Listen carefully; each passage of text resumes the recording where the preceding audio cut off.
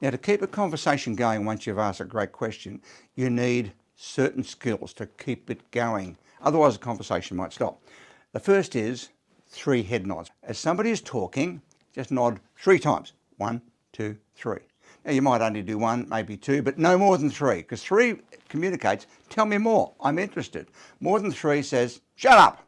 1, 2, 3, 4, 5, means shut up. So 1, 2, 3, stop. That's how you do the 3.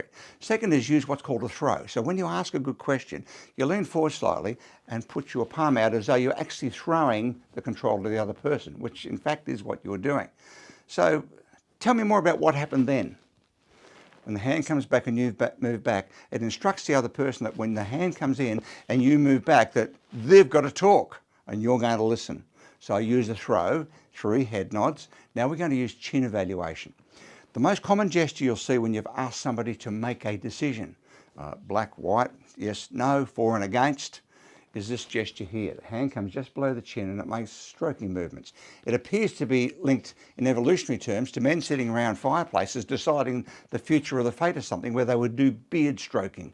Now that we're basically beardless as men and as women too, this is non-sexist, put the hand on the chin as you're listening and nod 3 times and just make little movements like this. And what we found is that as you're making these movements and nodding your head, people will give you more information, which is what you want. Now the next are minimal encourages. Minimal encourages are little phrases that you practice, that you drop into the conversation if the other person stops speaking. And they include things such as, for example, which means, so therefore, and then you. So it's a little joiner that joins together the first thing they said with what they're about to say. Otherwise the conversation stops.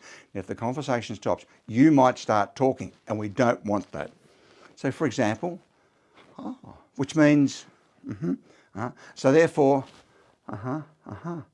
If you can't think of what to say and the conversation's just died, or you've forgotten where you're at, just lean forward and say, meaning, and then it's their problem. They'll start talking about it. Now, don't be scared of silences. Meaning, hand on chin, nod your head. They know it's up to them to talk, and you want them to talk. Okay, let's summarise.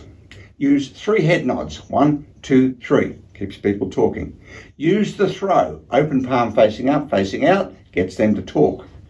And while you're listening, use the chin stroke. Just stroking lightly on your chin, and use minimal encourages to keep people talking.